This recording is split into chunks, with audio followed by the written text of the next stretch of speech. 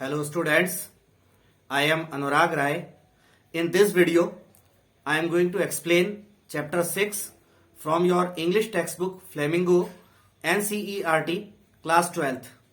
The name of the chapter is Poets and Pancakes, written by Asoka Mitran. So the chapter is very lengthy, so I am going to make two different videos of the same chapter, and there will be line by line thorough translation of the chapter from English to Hindi. And this is our first part of the chapter, Poets and Pancakes, written by Asoka Mitran. So before explaining the chapter, I would like to read something about the author. तो students, ये जो chapter है हमारा chapter 6 poets and pancakes, ये आपका दक्षिण भारत के एक लेखक अशोका मित्रन ने लिखा था। 1931 में इनका जन्म हुआ। अशोका मित्रन का a Tamil writer recounts his years at Gemini studios in his book my years with boss which talks of the influence of movies on every aspect of life in India. तो अशोका मित्रन जो कि तमिल लेखक थे रहे हैं, 1931 में उनका जन्म हुआ। ये जेमिनी स्टूडियोज में अपने पूर्व के वर्षों का वर्णन देते हैं अपनी पुस्तक माई ईयर्स विद बॉस, इस पुस्तक में। तो ये जो लेखक हैं अशोका मित्रन, इन्होंने एक बुक लिखी थी माई ईयर्स विद बॉस। इस बुक में ये जेमिनी स्टूडियोज में, ये फिल्म मेकिंग का स्टूडियो था जेमिनी स्टूडियोज, शायद आज भी मौजूद है। तो इसके अपने पूर्व के वर्षों का वर्णन करते हैं, जिसमें वो बात करते हैं भारत में जीवन के लगभग सभी पहलुओं पर, भारत में जीवन के हर एक पहलू पर सिनेमा के प्रभाव के बारे में बात करते हैं। The Gemini studios located in Chennai was set up in 1940। Gemini studios जो कि चेन्नई में, जो उस वक्त मद्रास के नाम से जाना जाता था, चेन्नई में स्थापित किया गया था सन 1940 में। It was one of the most influential film producing organisations of India in the early days of Indian film making. भारतीय फिल्म मेकिंग के इतिहास के प्रारंभिक दिनों में, जब हिंदी सिनेमा में, भारत में हिंदी सिनेमा में जो एकदम शुरुआती दिन थे, उन शुरुआती दिनों के भारत के सबसे ज्यादा प्रभावशाली फिल्म निर्माण संस्थानों में से एक रहा है ये जेमिनी स्टूडियोज। भारत के सिनेमा के इतिहास के प्रारंभिक दिनों में फिल्म निर्माण की सबसे प्रभावशाली संस्थाओं में से एक रही है। Its founder was S Vasan. ये जेमिनी स्टूडियोज जो था, उसके संस्थापक एस वासन थे। The duty of Ashoka Mitran in Gemini studios was to cut out newspaper clippings on a wide variety of subjects and store them in files. Gemini Studios में लेखक अशोका मित्रन की जो ड्यूटी थी, वो थी न्यूज़पेपर से कुछ कटिंग्स वगैरह, न्यूज़पेपर की कुछ कटिंग्स को, छोटी छोटी क्लिपिंग्स को काट करके अलग अलग विषयों पर, अलग अलग लेख और विषयों के ऊपर न्यूज़पेपर में जो कटिंग्स होती हैं, क्लिपिंग्स होती हैं, उनको काट करके फाइल आदि में स्टोर करना। बस ये ड्यूटी थी अशोका मित्रन की जेमिनी स्टूडियोज में। Many of these had to be written out by hand.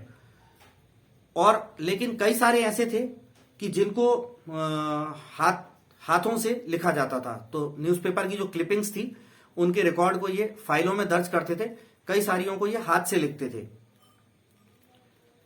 Although he performed an insignificant function, he was the most well informed of all the members of the Gemini family.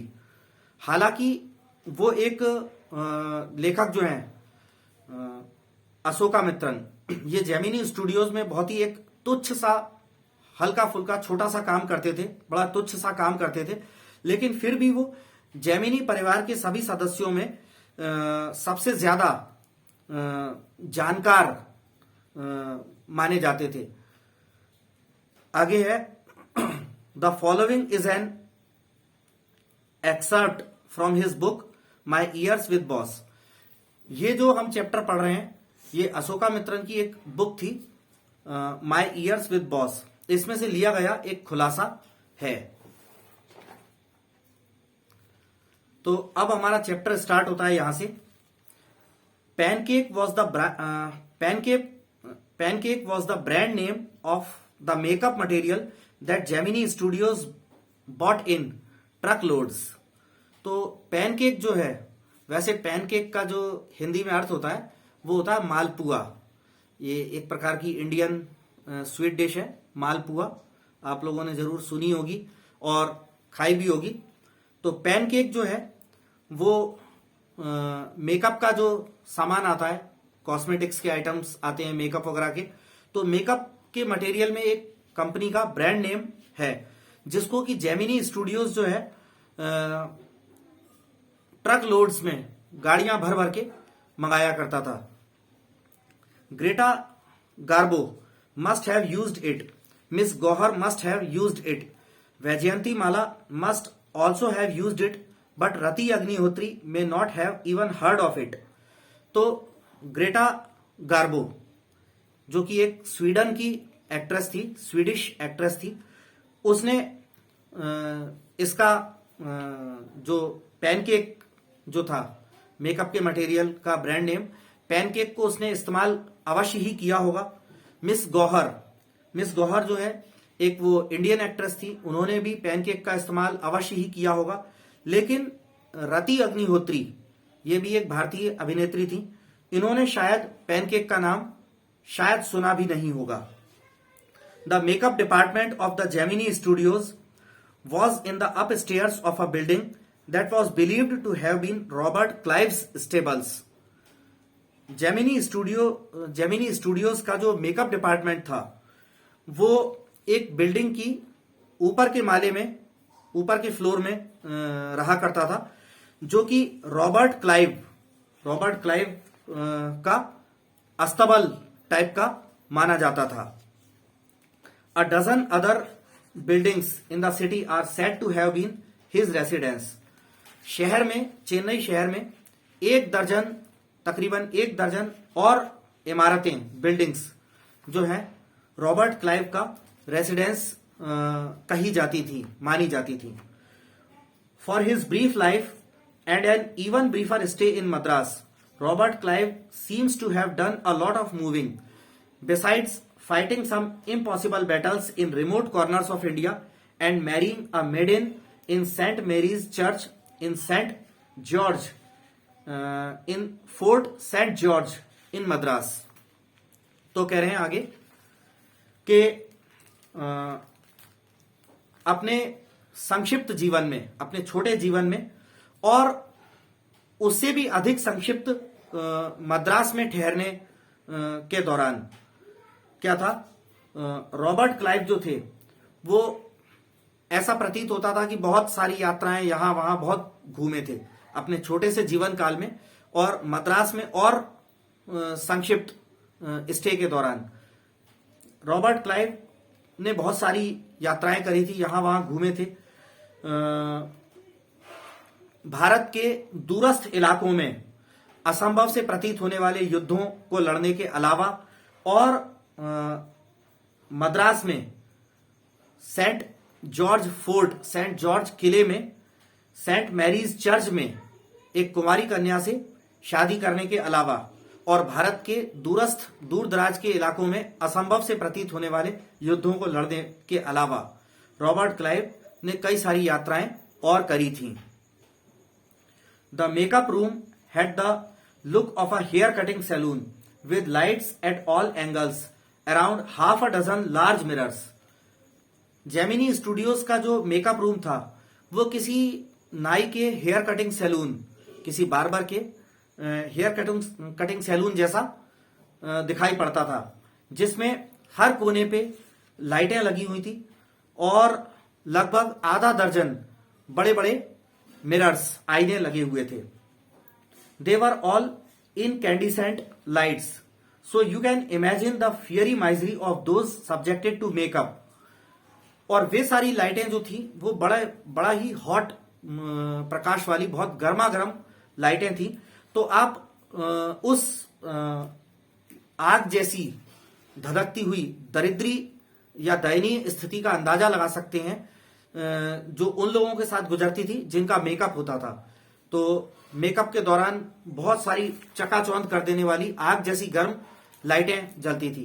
तो जिन लोगों का makeup होता था वो कितनी भयंकर आग में भीषण दयावह स्थिति में होते होंगे, आप इसका अंदाजा लगा सकते हैं. आगे लेखक कह रहा है, the makeup department was first headed by a Bengali who became too big for a studio and left. Gemini studios का मेकअप डिपार्टमेंट, पहले इसका जो हेड था, मुखिया था, वो एक बंगाली था जो कि बाद में एक स्टूडियो के हिसाब से काफी बड़ा आदमी बन गया और उसने स्टूडियो छोड़कर वो चला गया. He was succeeded by a Maharashtrian who was assisted by a Dharwar Kannadiga an Andhra, a Madras Indian Christian an Anglo Burmese and the usual local Tamils. तो वो जो बंगाली था, वो बंगाली जो हेड था, प्रमुख था, मुखिया था जेमिनी स्टूडियोज के मेकअप डिपार्टमेंट का, उसके बाद उसको सक्सीड किया, यानी उसके बाद जो मेकअप डिपार्टमेंट के हेड बने वो कौन थे? वो एक महाराष्ट्रियन था, एक महाराष्ट्रियन व्यक्ति था, महाराष्ट्र का, जिसका सहायक एक धारवाड़ कन्नाडिगा, एक आंध्र प्रदेश में धारवाड़ कन्नाडिगा नामक जगह है. तो एक आंध्र प्रदेश का रहने वाला धारवाड़ कन्नाडिगा का एक आंध्र प्रदेश का व्यक्ति, वो महाराष्ट्रियन का असिस्टेंट था. अब मद्रास इंडियन क्रिश्चियन और एक असिस्टेंट मद्रास का रहने वाला भारतीय क्रिश्चियन था. एन एंग्लो बर्मीज का मतलब है कि बर्मा का ऐसा व्यक्ति जिसकी इंग्लैंड के किसी पुरुष या महिला से शादी हुई हो. एंग्लो बर्मीज का मतलब है कि बर्मा का कोई व्यक्ति हो, या तो पुरुष हो और इंग्लैंड की महिला से शादी हुई हो, या बर्मा की कोई महिला हो और इंग्लैंड के किसी पुरुष से उसकी शादी हुई हो. तो एंग्लो बर्मीज भी उस महाराष्ट्रियन का एक सलाहकार था. And the usual local Tamils, और हमेशा की तरह आमतौर पर रहने वाले लोकल स्थानीय तमिल लोग, क्योंकि जेमिनी स्टूडियोज जो है तमिलनाडु में मद्रास में स्थित हुआ करता था, जिसका नाम अब मद्रास का नाम अब चेन्नई हो गया है. इसके बाद आगे है, लेखक लिखता है, all this shows that there was a great deal of national integration long before AIR and Doordarshan began broadcasting programs on national integration. ये अलग अलग टाइप के, कोई आंध्रा, कोई महाराष्ट्रियन, कोई बंगाली, कोई बर्मा का, तो ऐसा ये सब दर्शाता था कि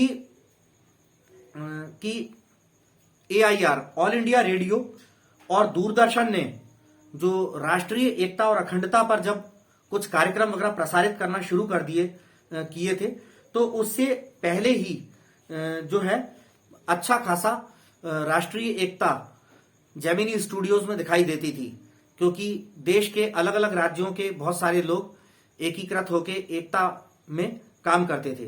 तो ऑल इंडिया रेडियो और दूरदर्शन ने जब राष्ट्रीय एकता पर जो कार्यक्रम प्रसारित करना शुरू किए, उससे पहले ही राष्ट्रीय एकता जेमिनी स्टूडियोज में दिखाई देती थी.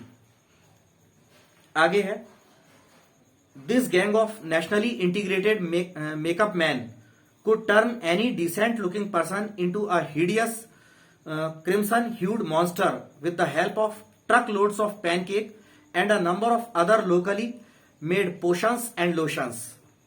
तो ये राष्ट्रीय रूप से एकीकृत जो गैंग था, ये मेकअप डिपार्टमेंट में ये जो अलग अलग राष्ट्र के अलग अलग राज्यों से आए हुए लोगों का जो समूह था, ये लोग मेकअप मैन का जो समूह था, मेकअप करने वाले लोगों का समूह जो था, ये किसी भी अच्छे खासे दिखने वाले व्यक्ति को एक बड़े ही भयंकर लाल रंग वाले एक बड़े ही भयंकर लाल रंग के राक्षस जैसे दिखने वाले आकृति में परिवर्तित कर सकते थे।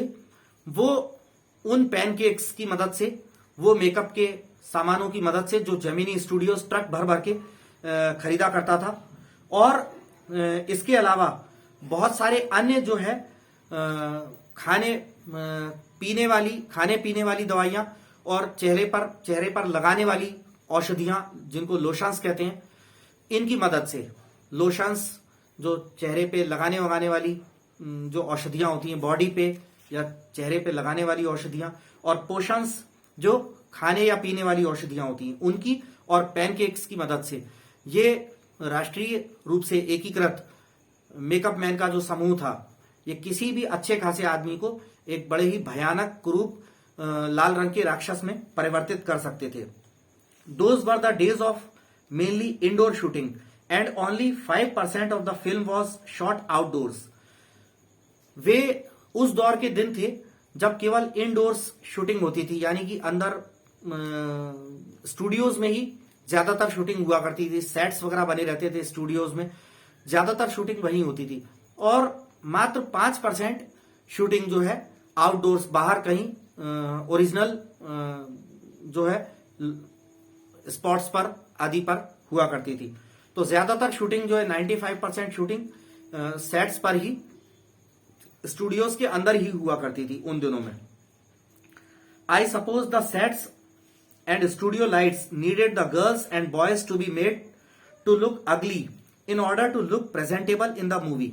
लेखक कहता है कि मेरा ऐसा मानना है कि सेट्स और स्टूडियो लाइट्स की आवश्यकता से लड़कियों और लड़कों को जो है कुरूप या बदसूरत बनाया जाता था, फिल्मों में उन्हें प्रस्तुत करने लायक बनाने हेतु। A strict hierarchy was maintained in the makeup department. और कह रहे हैं कि जेमिनी स्टूडियोज का जो मेकअप डिपार्टमेंट था उसमें एक बहुत ही सख्त पदानुक्रम मेंटेन किया जाता था।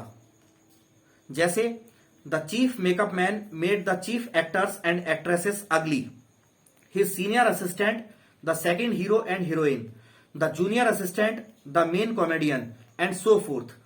जैसे जो मुख्य मेकअप मैन होता था वो फिल्मों के जो मुख्य अभिनेता अभिनेत्रियां होते थे उन्हें बदसूरत बनाने का काम करता था, मेकअप वेकअप पोत करके। और उसका जो मुख्य मेकअप मैन होता था उसका जो सीनियर असिस्टेंट होता था, वरिष्ठ सहायक, वो सेकंड ग्रेड के दूसरे दर्जे के हीरो हीरोइंस को बदसूरत बनाने का, लीपापोती करके चेहरे पे मेकअप वेकअप करके उन्हें बदसूरत बनाने का काम करता था। और जो मुख्य मेकअप मैन था उसका जो जूनियर असिस्टेंट था, कनिष्ठ सहायक, वो मुख्य कॉमेडियन का मेकअप करता था। और इसी तरह से, यानी कि जो सबसे प्रमुख मेकअप मैन है वो प्रमुख अभिनेता या अभिनेत्री का मेकअप करेगा। इस तरह से इस पदानुक्रम को मेंटेन किया जाता था। The players who played the crowd were the responsibility of the office boy.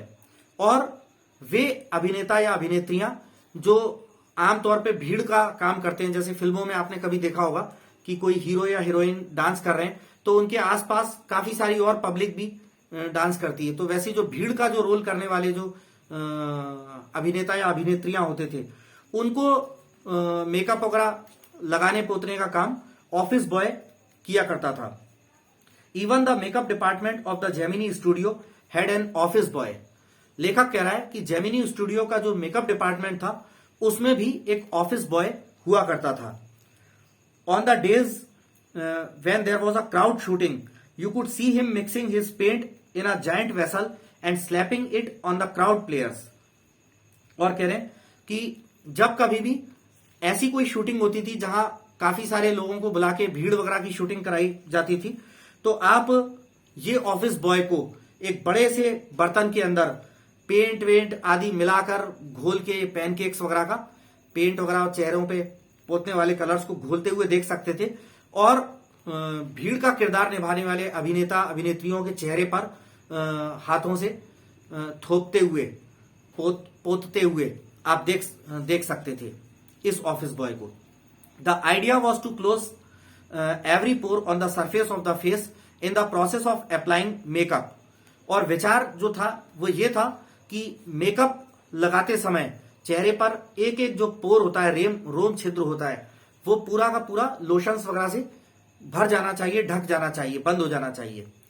He wasn't exactly a boy, he was in his early 40s, having entered the studios years ago in the hope of becoming a star actor or a top screenwriter, director और lyrics writer. वो office boy जो था वो वास्तविकता में यथार्थ में एक कोई लड़का नहीं था। वो अपनी 40 की उम्र में, 40 की प्रारंभिक उम्र में था, 41-42 की, यानी 40 वाली प्रारंभिक उम्र में था। सॉरी, 41-42 नहीं, 40s माने जो 30 से 40 के बीच में जो चल रहा था, तो वो 40 की जो प्रारंभिक गिनती होती है, ऐसी उम्र में था वो। Having entered the studios years ago in the hope of becoming a star actor और अ टॉप स्क्रीन राइटर। लेकिन वो ऑफिस बॉय जो था वो काफी वर्षों पहले स्टूडियो में दाखिल हुआ था इस आस में कि वो कोई टॉप का स्टार अभिनेता बन जाएगा, या टॉप का स्क्रीन राइटर बन जाएगा, या फिर डायरेक्टर, या फिर पटकथा लेखक आदि बन जाएगा। यानी ऐसा कोई फिल्मों में जो महत्वपूर्ण जो हीरो हीरोइन या डायरेक्टर वगैरह होता है, ऐसे बनने की आस में काफी वर्षों पहले वो ऑफिस बॉय जो है जेमिनी स्टूडियोज में भर्ती हुआ था। He was a bit of a poet, लेकिन वो एक मामूली छोटा मोटा कवि था। In those days I worked in a cubicle, 2 whole sides of which were French windows. I didn't know at that time they were called French windows.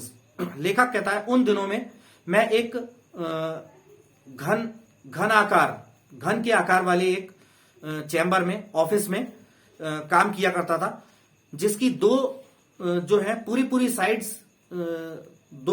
Sides French style की Windows, यानी फ्रेंच विंडोज हुआ करती थी। लेखक कहता है कि उन दिनों तो मैं भी नहीं जानता था कि वो फ्रेंच विंडोज कहलाती थी।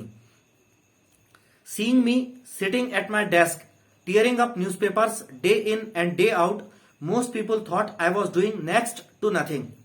और लेखक कह रहा है कि उस अपने घनाकार कमरे में बैठा मैं न्यूज़पेपर्स की कटिंग वगैरह जो फाड़ता वाड़ता रहता था, दिन प्रतिदिन सुबह से लेकर शाम तक यही काम करता रहता था। इसे देखकर कई लोग ये समझते थे कि मैं कुछ नहीं करता हूं, फालतू टाइम व्यर्थ करता हूं और मेरा कोई विशेष काम नहीं है, मैं कुछ नहीं करता हूं, ऐसा सोचते थे लोग मुझे न्यूज़पेपर की कटिंग्स काटते फाड़ते हुए देख करके।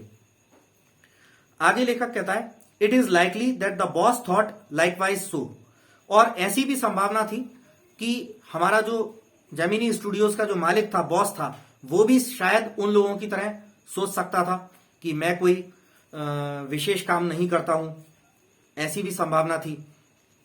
आगे लेखक कहता है so anyone who felt I should be given some occupation would barge into my cubicle and deliver an extended lecture. तो कोई भी व्यक्ति जो ऐसा महसूस करता था कि मुझे कुछ काम धंधा, मुझे कोई काम दिया जाना चाहिए, वो मेरे केबिन में आ धमकता था और मुझे अच्छा खासा लंबा चौड़ा लेक्चर उपदेश दे जाया करता था। The boy in the makeup department had decided I should be enlightened on how great literary talent was being allowed to go waste in a department fit only for barbers and परवर्ट्स।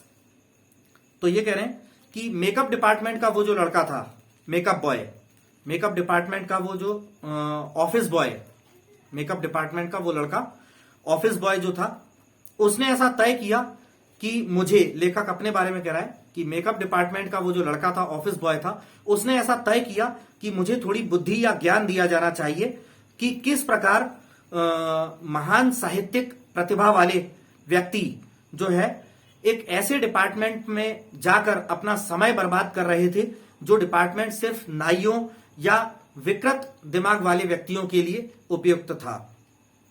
Soon I was praying for crowd shooting all the time. Nothing short of it could save me from his epics.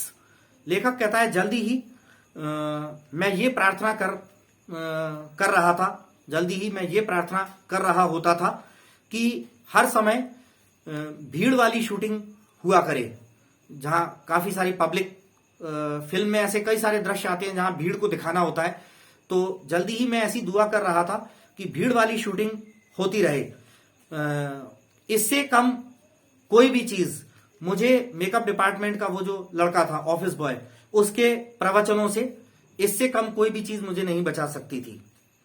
In all instances of frustration you will always find the anger directed towards a single person openly और covertly, and this man of the makeup department was convinced that all his woes, ignominy and neglect were due to Kothamangalam Subbu.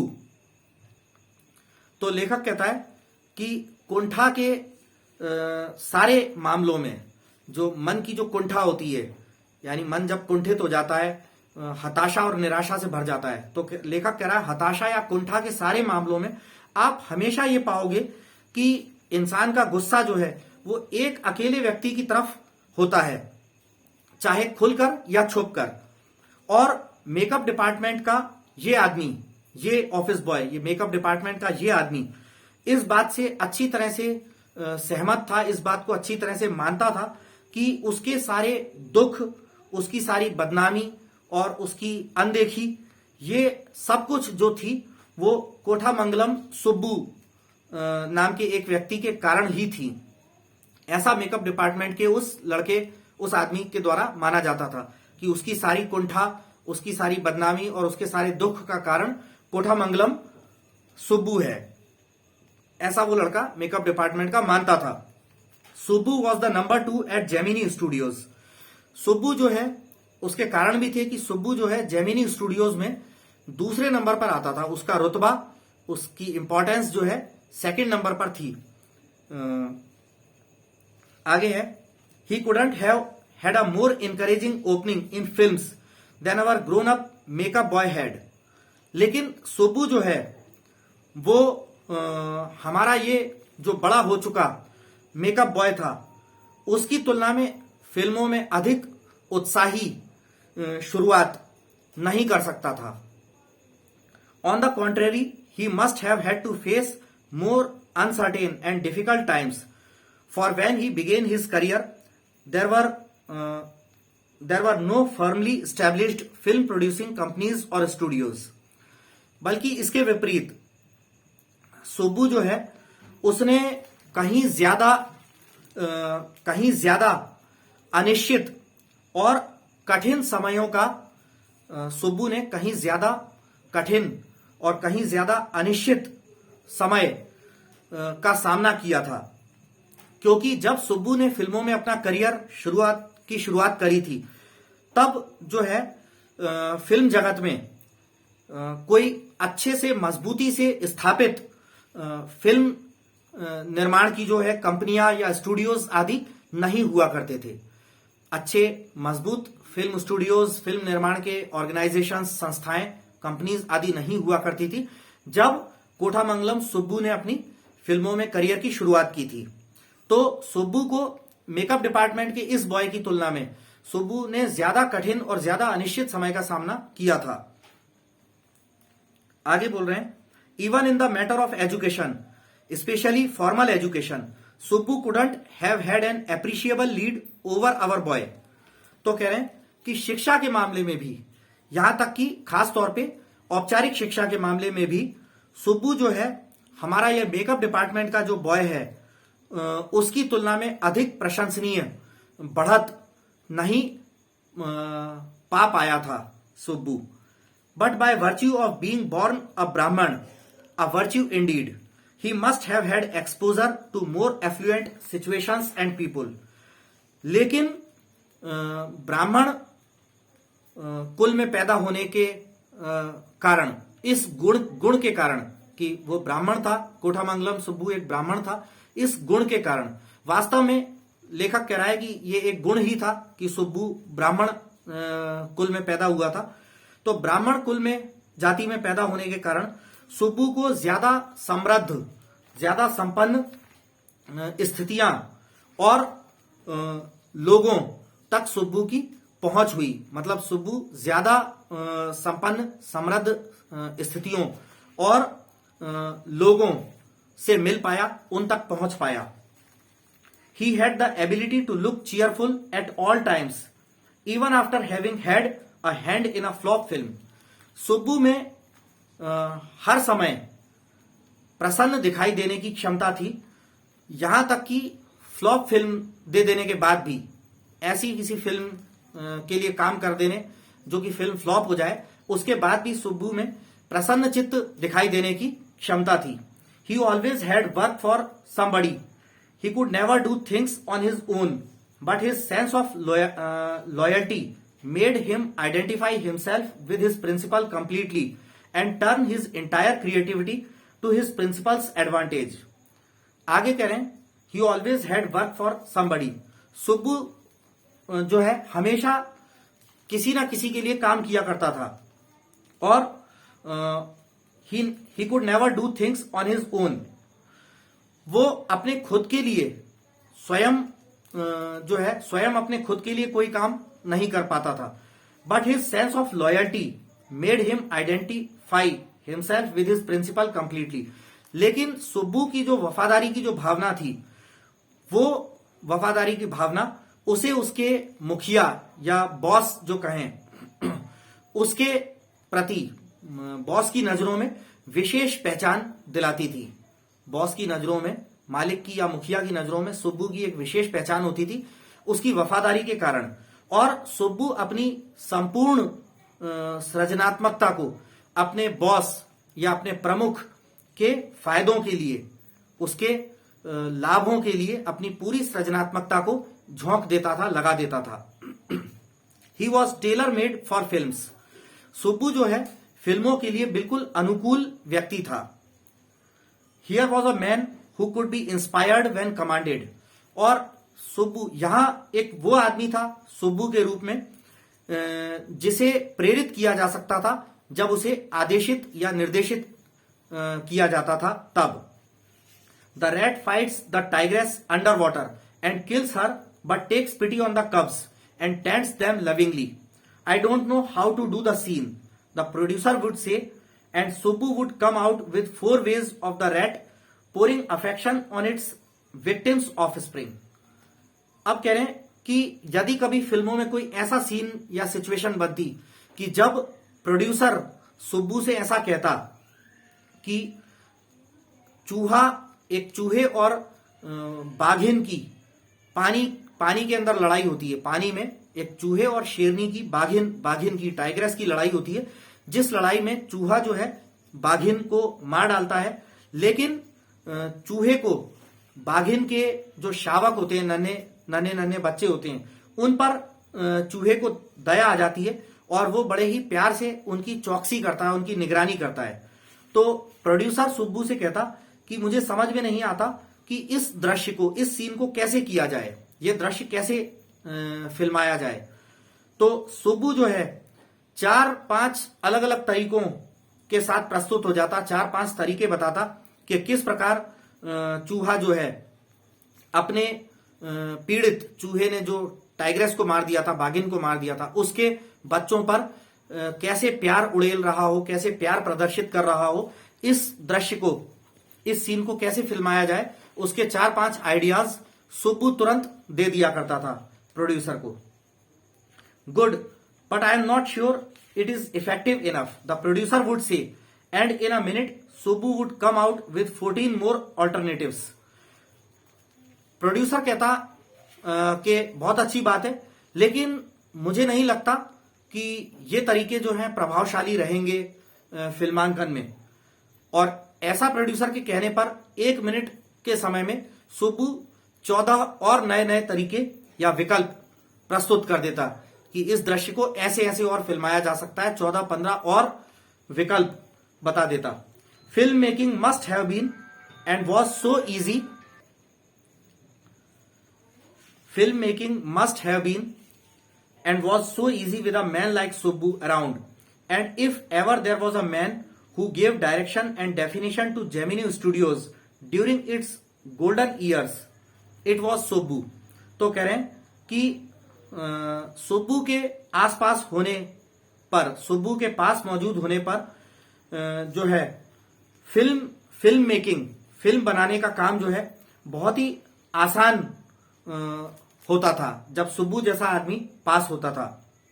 और कह रहे हैं कि अगर कोई ऐसा व्यक्ति था जिसने जेमिनी स्टूडियोज को निर्देशन दिया और एक नई आयाम, नई परिभाषा दी, अगर ऐसा कोई व्यक्ति था तो वो सुब्बू था। Subbu had a separate identity as a poet and though he was certainly capable of more complex and higher forms, he deliberately chose to address his poetry to the masses. कह रहे हैं कि एक कवि के रूप में सुब्बू की एक अलग ही पहचान हुआ करती थी।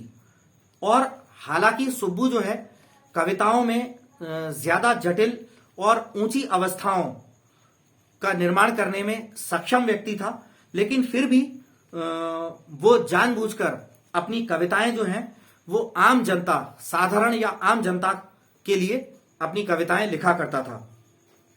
His success in films overshadowed and dwarfed his literary achievements और सो हिज क्रिटिक्स फेल्ट।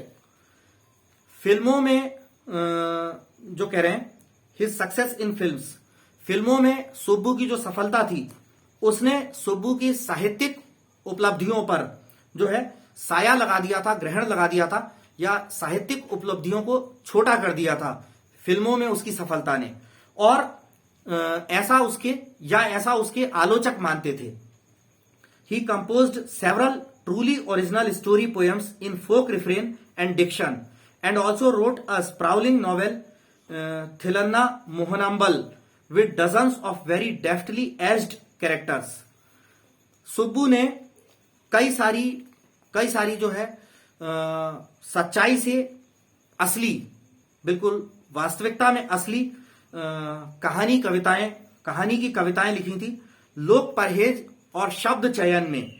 और उसने थिलन्ना मोहनम्बल नाम से एक विशाल उपन्यास भी लिखा था जिसमें दर्जनों चतुराई पूर्वक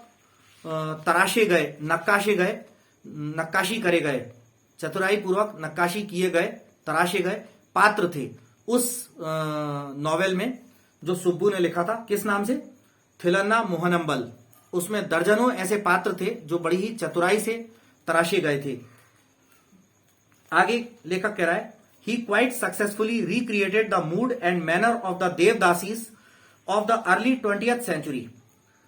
सुब्बू ने 20वीं सदी के प्रारंभिक समय की देवदासीज जो हुआ करती थी, देवदासियां, उनकी मनोदशा और उनके मैनर, उनके रंग ढंग, उनके व्यवहार को उसने पूरी तरह से सफलतापूर्वक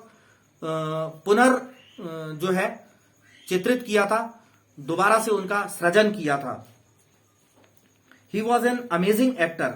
ही never aspired to the lead roles but whatever subsidiary role he played in any of the films he performed better than the supposed main players. Subbu जो है वो एक बहुत ही अद्भुत आश्चर्यजनक अभिनेता था। उसने कभी भी फिल्मों में प्रमुख जो है भूमिकाएं, मुख्य भूमिकाओं की जो है अभिलाषा कभी नहीं करी सुब्बू ने। लेकिन जो कोई भी सहायक रोल सुब्बू को मिला करता था फिल्मों में, उसमें वो तथाकथित मुख्य जो नायक या नायिकाएं या प्रमुख किरदार होते थे उनसे भी ज्यादा बेहतर तरीके से परफॉर्म करता था, अपना अभिनय प्रस्तुत करता था। He had a genuine love for anyone he came across and his house was a permanent residence for dozens of near and far relations and acquaintances. Subbu जो है अपनी लाइफ में जिस किसी से भी मिलता था, जिस किसी से भी उसका जान पहचान, उसका परिचय होता था, जिससे मिलता था, हर उस व्यक्ति के लिए सुब्बू के मन में बिल्कुल सच्चा हमदर्दी और प्यार हुआ करता था। और सुब्बू का घर जो है वो उसके पास के और दूर के दर्जनों रिश्तेदारों और परिचित के लोगों का जो है स्थायी निवास बन चुका था सुब्बू का घर। यानी उसके पास के दूर के रिश्तेदार या उसके जान पहचान वाले दर्जनों लोग सुब्बू के घर में ही हमेशा पड़े रहा करते थे, वहीं आकर उन्होंने बसेरा डाल लिया था। It seemed against Subbu's nature to be even conscious that he was feeding and supporting so many of them. अब सुब्बू का ऐसा स्वभाव बिल्कुल नहीं था, ये सुब्बू के स्वभाव के विपरीत था कि वो ऐसा सोचे भी कि वो इतने सारे लोगों को अपने घर में रख रहा है, पाल रहा है, उन्हें खिला रहा है। तो ऐसी ओछी बात सुब्बू सोचता भी नहीं था, ये उसके स्वभाव में भी नहीं था कि वो कई लोगों को घर पे रख के खिला रहा है अपने पैसों से। आगे लेखक कहता है, such a charitable and improvident man and yet he had enemies. तो लेखक कहता है कि इतना दान धर्म करने वाला और उड़ाऊ, पैसे को खर्च करने वाला, इतना दान धर्म करने और उड़ाऊ व्यक्ति सुब्बू जैसा, और फिर भी उसके दुश्मन हुआ करते थे। Was it because he seemed so close and intimate with the boss. लेखक कह रहा है कि शायद ये इसलिए हो क्योंकि वो जो मालिक था जेमिनी स्टूडियोज का, मालिक का बहुत ही करीबी और घनिष्ठ प्रतीत होता था, शायद इसलिए उसके कई सारे दुश्मन थे। और was it his general demeanour that resembled a sycophants. और या फिर उसके दुश्मन होने का कारण यह हो सकता था कि उसका सामान्य आचरण या व्यवहार जो था वो किसी चापलूस या खुशामद करने वाले व्यक्ति के व्यवहार जैसा था, शायद इस वजह से उसके काफी दुश्मन हो। और हिज रेडीनेस टू से नाइस थिंग्स अबाउट एवरीथिंग, या फिर सुब्बू का हर एक चीज के बारे में जो अच्छी बातें कहने की जो उसकी तत्परता थी, उसके कारण उसके कई सारे दुश्मन हो, ऐसा भी हो सकता था। In any case there was this man in the makeup department who would wish the direst things for Subbu. लेखक कह रहा है किसी भी अवस्था में ये मेकअप डिपार्टमेंट में काम करने वाला ये वो व्यक्ति था जो सुब्बू के लिए सबसे ज्यादा खतरनाक या भयानक बातें या विचार रखता था या सोच सकता था। You saw Subbu always with the boss, but in the attendance rolls he was grouped under a department called the story department, comprising a lawyer and an assembly of writers and poets. Subbu जो है हमेशा मालिक के साथ दिखाई पड़ता था, लेकिन अटेंडेंस के जो रजिस्टर्स हुआ करते थे उसमें सुब्बू को एक ऐसे डिपार्टमेंट में, अटेंडेंस के रजिस्टर में सुब्बू ऐसे डिपार्टमेंट में उसका नाम दर्ज था जो कि स्टोरी डिपार्टमेंट कहलाया करता था, और वो मिलकर बना हुआ था एक वकील और कई सारे लेखकों और कवियों की समूह से मिलकर बना था स्टोरी डिपार्टमेंट। तो वैसे सुब्बू हमेशा मालिक के साथ दिखाई देता था, लेकिन अटेंडेंस रजिस्टर में उसका नाम स्टोरी डिपार्टमेंट में था, जो कि एक लेखक और कई सारे जो कि एक वकील, कई सारे लेखकों और कई सारे कवियों से मिलकर बना था स्टोरी डिपार्टमेंट, कहानी वाला विभाग जेमिनी स्टूडियो का। आगे करें, the lawyer was also officially known as the legal adviser, but everybody referred to him as the opposite. Lawyer जो है वो ऑफिशियल रूप से जो है लीगल एडवाइजर, कानूनी सलाहकार के रूप में जाना जाता था, लेकिन हर कोई उसे इसके विपरीत कहकर संबोधित किया करता था या जिक्र किया करता था। An extremely talented actress who was also extremely temperamental once blew over on the sets। तो कह रहे हैं कि एक अत्यधिक प्रतिभावान अभिनेत्री जो कि अत्यधिक क्रोधी स्वभाव, गुस्सैल स्वभाव की भी थी, ऐसी एक बहुत ज्यादा टैलेंटेड अभिनेत्री, एक्ट्रेस जो कि स्वभाव से बहुत ज्यादा गुस्सैल भी थी, एक बार वो फिल्म की स्टूडियो में शूटिंग के सेट्स पर पता नहीं किसी बात से गुस्से से उबल पड़ी, बहुत ज्यादा गुस्से से उबल पड़ी। While everyone stood stunned, the lawyer quietly switched on the recording equipment. और जब वो अभिनेत्री गुस्से से उबल पड़ी और गुस्से में तमाम सारी बड़बड़ाते हुए बहुत सारी बातें चिल्लाने लगी, तभी बाकी सारे लोग एकदम शांत और स्तब्ध से, चकित से खड़े रह गए, स्तब्ध से रह गए, तभी ये जो स्टोरी डिपार्टमेंट का जो वकील था उसने क्या किया, उसने चुपके से रिकॉर्डिंग का जो इक्विपमेंट है, रिकॉर्डिंग इक्विपमेंट को उसने ऑन कर दिया और किसी को पता नहीं चला। उसने चुपके से रिकॉर्डिंग वाले इक्विपमेंट को वकील ने ऑन कर दिया, स्विच ऑन कर दिया। When the actress paused for breath, the lawyer said to her, "1 minute, please," and played back the recording. जब वो अभिनेत्री गुस्से में बहुत बोल बोलकर हाफ गई और जब वो थोड़ा सा सांस लेने के लिए रुकी, तब वकील ने उससे कहा कि जरा प्लीज 1 मिनट रुकिए, और उसने वो जो रिकॉर्डिंग थी उसको प्लेबैक कर दिया, दोबारा से चला दिया। तो आगे क्या होता है, There was nothing incriminating or unmentionably foul about the actress's tirade against the producer. तो जब उसने प्लेबैक किया तो वापस जो वो एक्ट्रेस जो गुस्से में उबल पड़ी थी और जो गुस्से में पता नहीं क्या क्या अनाप शनाप बोले जा रही थी, उसकी वो सारी रिकॉर्डिंग वापस से चलने लगी, वापस उसका बोला हुआ रिकॉर्डिंग में सुनाई देने लगा। हालांकि लेखक कहता है कि उसका जो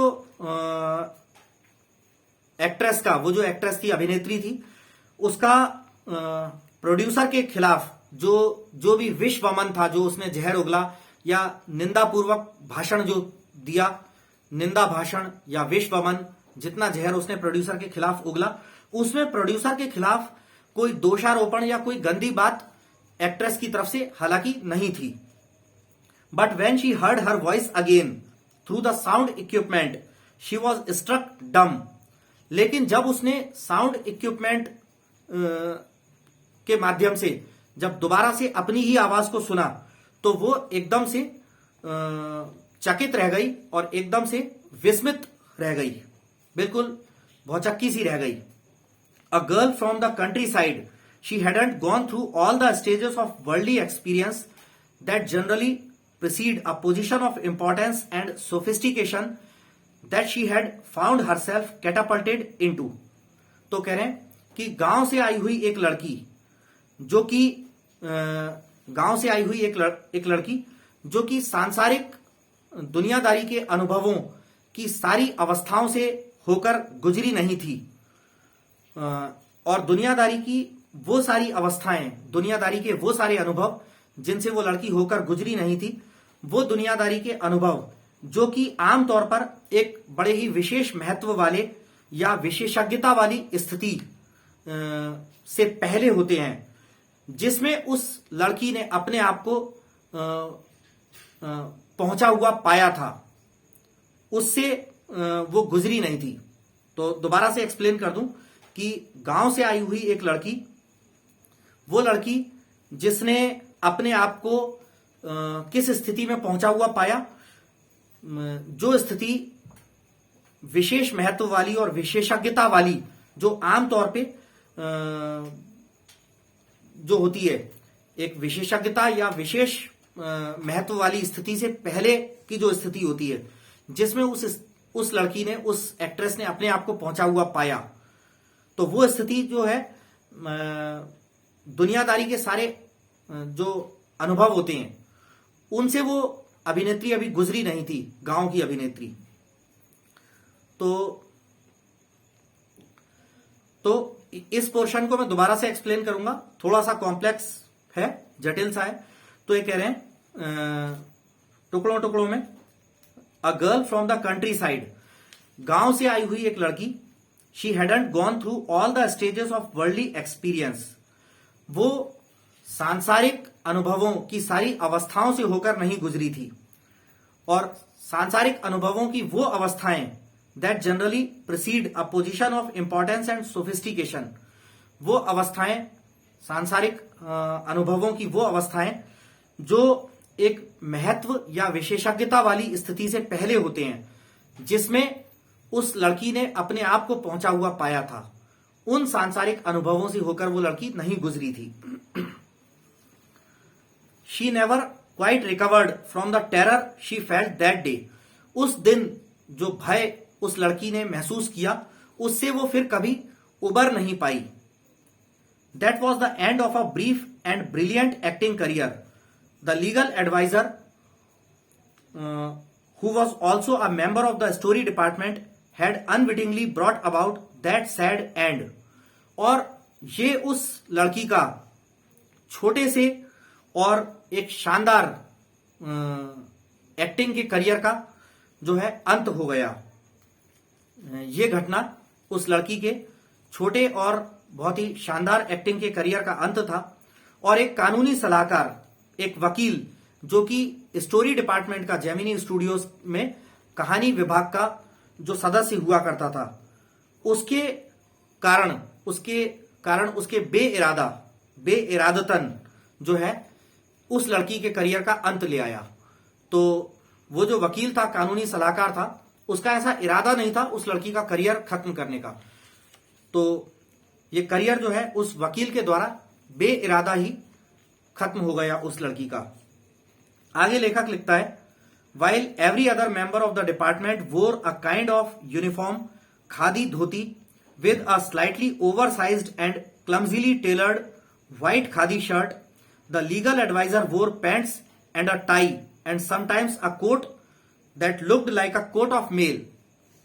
तो कह रहे हैं जबकि स्टोरी डिपार्टमेंट का बाकी हर एक सदस्य जो है वो एक प्रकार की यूनिफॉर्म पहना करता था, खादी की धोती पहना करता था और थोड़ी सी बड़े से साइज की और थोड़े अनाड़ीपन से सिली हुई जो है सफेद खादी की शर्ट पहना करता था। जब स्टोरी डिपार्टमेंट के बाकी सारे सदस्य जो है एक प्रकार की यूनिफॉर्म पहनते थे, उस यूनिफॉर्म में क्या था, एक खादी की धोती थी और एक थोड़ी सी बड़े साइज की और अनाड़ीपन से सिली हुई खादी की शर्ट हुआ करती थी।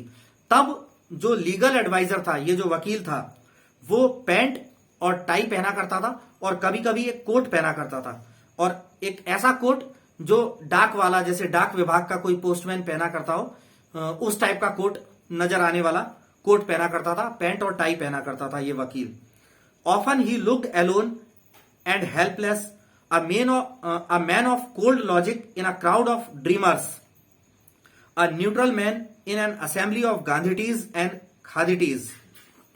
तो आगे क्या लिख रहा है लेखक, often he looked alone and helpless. अक्सर ये जो लीगल एडवाइजर था, ये वकील जो था, वो अकेला और असहाय दिखाई पड़ता था। A man of cold logic in a crowd of dreamers. तो कह रहे हैं कि ख्वाब देखने वालों की भीड़ में एक शांत तार्किक व्यक्ति सा प्रतीत होता था। A neutral man in an assembly of Gandhiites and Khadiites. तो कह रहे हैं गांधी स्टाइल वाले और खादी स्टाइल वाले आदमियों की भीड़ में एक तटस्थ इंसान सा दिखाई देता था, एक शांत तार्किक इंसान दिखाई देता था सपनों से भरी भीड़ में। Like so many of those who were close to the boss, he was allowed to produce a film, and though a lot of raw stock and pancake were used on it, not much came of the film। तो कह रहे हैं कि कई सारे लोग जो Gemini studios के मालिक के बड़े ही करीबी थे, उनकी तरह जो है उसे भी फिल्म के प्रोडक्शन, फिल्म का उत्पादन, फिल्म बनाने का जो है अनुमति मिली। एंड दो अ lot of raw stock and pancake were used on it. और हालांकि बहुत सारा कच्ची सामग्री और पैनकेक, मेकअप का आइटम बहुत सारा यूज किया गया, लेकिन फिर भी वो फिल्म जो है हिट नहीं हुई, उससे कुछ आय नहीं हुई, उससे कुछ नहीं मिला। Then one day the boss closed down the story department, and this was perhaps the only instance in all human history where a lawyer lost his job because the poets were asked to go home। फिर एक दिन क्या हुआ, Gemini studios के boss ने जो है story department को बंद कर देने का निर्णय लिया, स्टोरी डिपार्टमेंट को कहानी विभाग को बंद कर दिया। और ये शायद मानव इतिहास में पहली ऐसी घटना रही होगी जब किसी वकील ने अपनी नौकरी खो दी सिर्फ इसलिए कि लेखकों को और कवियों को वापस घर लौट जाने को कहा गया था इसलिए। So students, this is our first part of your chapter 6 poets and pancakes. As I have already told you, the chapter is very lengthy, so I will soon send you the second part of the same chapter, poets and pancakes. So students, I would like to request you once again to subscribe my YouTube channel Anurag Rai English Tutor if you haven't subscribed it so far. Thanks.